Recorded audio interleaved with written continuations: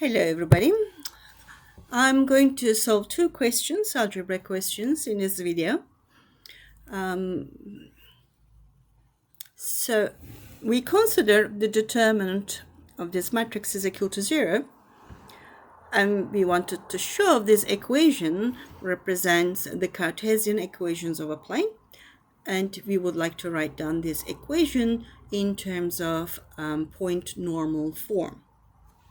First, I would like to revise what was the definition of a determinant and how this equation gives us a Cartesian equation of a plane, and then how we convert the Cartesian equation to normal form. This is our task for the first questions of this video. Now let's revise how to calculate a determinant 3 by 3. So we want to do that as efficiently, in a fast form, efficient form. Let's remind ourselves what was the determinant in 2 by 2 matrices. So we multiply the main diagonal entries, A times D, minus the opposite diagonal entries. So AD minus the BC give us the determinant of 2 by 2 matrices. Now 3 by 3 matrices determinant formula is based on the determinant of the 2 by 2 matrices, in a sense that the determinant of 3 by 3 matrices is written a formula with the 2 by 2 matrices when you open with respect to the first row or any row or any column. Let's revise this calculation of the determinant with respect to the first row. We can do it with any row or any column. Just let's do it with respect to the first row. So we have this entry here, A11. So this is A11. So I'm trying to explain this formula, how it works, how we think, how we do it with our mind without looking at the formula, because it's not complicated if you understand the idea behind it. Okay, so this is the entry A11, which is that one. So this is the first row, first column. So that's -1, and 1 it represents the position of this element in the row. This 1 represents the position of this element in the matrix in the column form. So the first row, first column, minus, or the power of a -1 will be 1 plus 1. And then remove with your eyes the first row, first column, and then whatever it's left as a matrix here, A22, A23, A33, A32, A33, which is this matrix. So the first, we need to calculate this part. And then we move on the second element in this row, which is the A12, right? That's the A12. This position is the first row and second column position. So this is the power of -1 will be 1 plus the first row, second column, right? Represent that. And then visualize yourself and to remove the first row and the first column. Whatever left there is A21, A23, A31, A33, which is this determinant here, right? By removing this green circle row and this one, whatever is left is this element, which is this matrix. And then with respect to the first row, we left this element now, A13, that's A13. So the -1 to the power of the position. The position is the first row and last column, third column. So this is the 1 plus 3. Now with our eyes, since it's going to be a messy here with respect to the colors, I made the color convention on this corner. So with our eyes, we are removing the first row and third column. The matrix that is left here, it will be A21, A22, A31, A32, which is this matrix. We need to calculate this determinant. So the determinant of 3 by 3 matrices with respect to the first row is given by this formula. We can do this with respect to any row, any column. So we choose the most convenient row or column. In our problem, the determinant, let's call this determinant D. It is a good idea to name the objects, so it will be easier to refer to when we are calculating it. So let's say that this is D, and the determinant here, as we looked at the rows and columns, this second row, for example, has 0 in it. So, and will make, if we choose the second row and we open up the determinant formula with respect to the second row, it will give us some advantage in terms of the less work that we need to do, because this element will give us 0 for one part.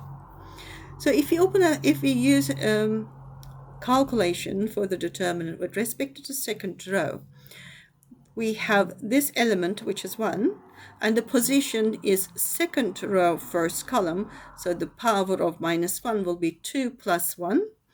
Let's make it that way, what will be much more easy to visualize, to see.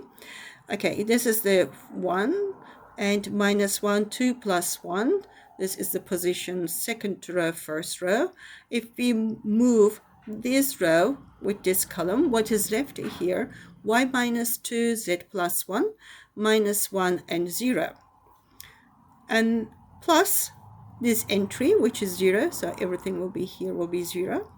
And then the last one will be -1, and the position of this element will be the second row and third column, which will be second, this is the 2 and plus 3. And then removing this column and this row, what we left here, x minus 1, y minus 2, and then 2, and then -1. So this one will give -1 to the third power, which will be minus. This times this will be 0. This times this will be minus plus z plus 1. So that's z plus 1. This is 0. And then we have minus 2 plus 3. That will be minus. That's minus. And 2 is that 2. And then multiplication and the determination. The determinant of this 2 by 2 matrix will be x minus 1 times minus x minus 1 minus x minus 1.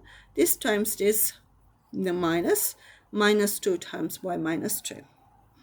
Then you will have, open it up, tidy up, minus z minus 1, that's that, plus 2x, that's that. And then we have minus plus 4y, that's 4y, and then minus, we have 2 cube, which is -8. So we have 2x, 4y, minus z, which is that guy here. We have -1, -2, -8, which is -11. If you put that one onto the right-hand side, it will be plus 11. So this equation is a Cartesian equation of a plane. So that was the first part of the question. Before we move on to the second part, which is the converting to the this plane equation into the normal form, let's quickly have a look at what was the plane equations that we learned last time. Plane equations, we can give a plane equations in a Cartesian form, like ax plus by plus cz is equal to d. So here a, b, c, d are the real numbers. X, y, z represents the axes in three-dimensional space. If you have d is equal to 0, then your plane passes through origin. That is a linear plane. If d is not equal to 0, you're talking about affine planes in three-dimensional space. And we can divide this equation by d. and we can obtain this equation, a over d, b over d, c over d. If you're giving by y is 0, x, z is equal to 0, for example, you can find the point passing the plane passing through the x-axis, which is d over a. And similarly, we can figure out that the points passing through the y-axis and passing through the z-axis. So this plane here passes through these 3 points in the xyz plane. Another form of the plane equations we discussed was the parametric vector form, and we have position vector with x, y, z. We have a point, and then lambda 1 and lambda 2 are scalars, and v1 and v2 are three-dimensional vectors in three-dimensional space. This equation is a plane through the point A and parallel to the vectors v1 and v2. This is another form of the plane equation. And lastly, another form of the plane equation is given by the point normal form. This is a normal vector. We have a normal vector. What was the normal vector? Normal vector is the vector which is perpendicular to your plane. You have a plane, and that's a definition of a normal vector.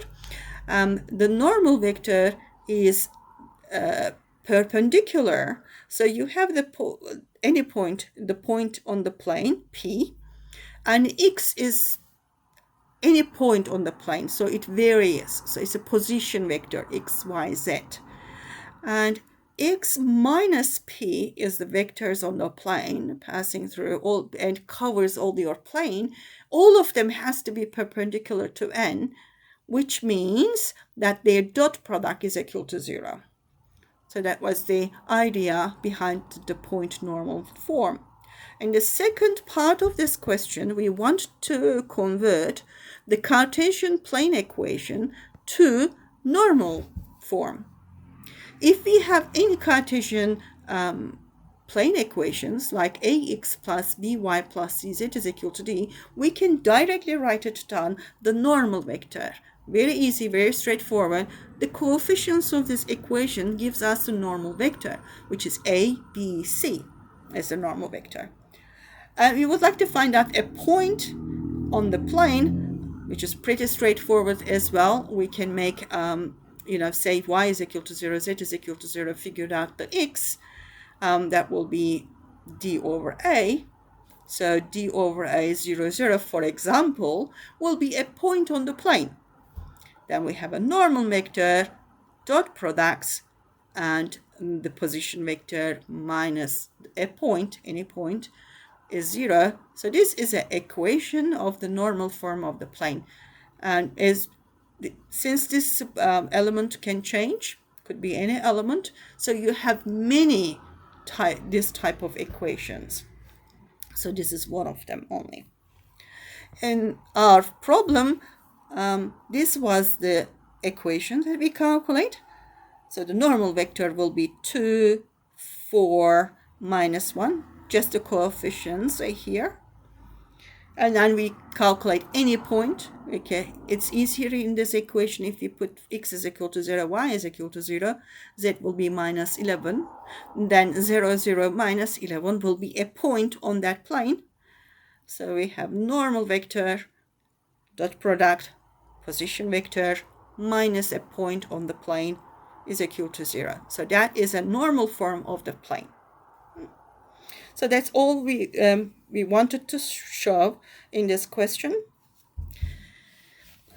Okay, let's move on to the second, another revision question, question 6. What we have here, we have a point A, 2, minus 1, 3, and we have a plane is given by a vector form. X is x, y, z, that's the vector, position vector. Lambda and mu are any scalars. And then we have a vector 1, 0, 1, and we have 1, minus 2, 2. It's just, we recalled ourselves. So this is a plane equation, which is a parallel to this vector and this vector. what we want to find out in this question, we want to find a normal vector to the plane. We want to find the projection of from the point, basically from the vector OA, basically is from the point A, on the direction to the normal vector. Hence, if we want to find shortest distance from point to the plane. So in order to be able to make our, I would like to name this vector as v1 and this vector v2. Right, this is the first thing that I do. And these are the two vectors on the plane. These are the two vectors parallel to the on the plane. And then hence the normal vector will be just a cross product of these two vectors. v1 cross product v2. So how we define the cross products, that was the determinant. So e1, e2, e3 are the standard basis vectors in three-dimensional space, as we remind ourselves. So e1, for example, was 1, 0, 0, and e2 was 0, 1, 0, and so on. And how we calculate the cross product was basically the calculations of this determinant of this matrix, which is this one is the v1 and this one is v2. So if you open up this determinant, think about the calculation of this determinant with respect to the first row. So this is the first column, so minus 1 to the power 2. This is why I have minus e here, which shows the position first row, second column, which will give us the negative entry. From here, we have positive because this is the first row, third, so that will be the power of 4, right? 1 plus 3 is 4, minus 1 to the power 4 will be plus, so this is why we have plus. So maybe just remind myself, so this is a plus in here, this minus is coming from this minus in here. Yep, and this minus in here, and that plus is coming from that plus in here. So this is, we have e1, and removing this row, this column, this times this minus this times this, so it's just 2e1. For this, we have minus coming from the position of minus 1.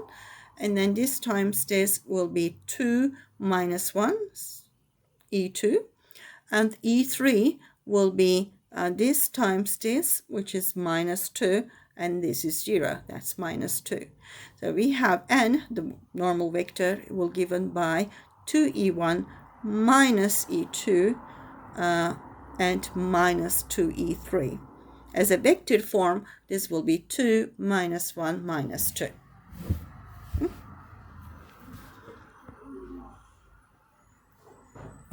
What is the projection?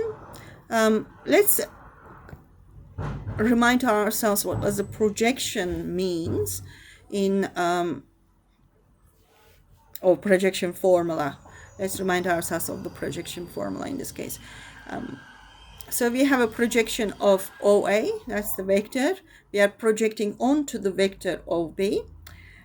So projection has to be the line through this vector which is perpendicular to this vector. In that sense, so this B vector could be larger or smaller, but when this blue vector hits to this vector perpendicularly, that point here, this distance will be some scalar multiple of this vector. This is why we have lambda times OB. Right? This is a B here. Sorry. So that's a B here.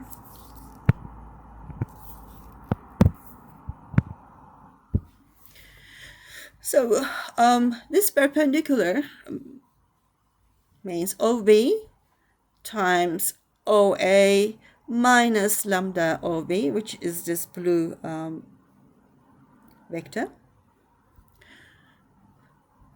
Their perpendicularity will give us the formula for projection. Right?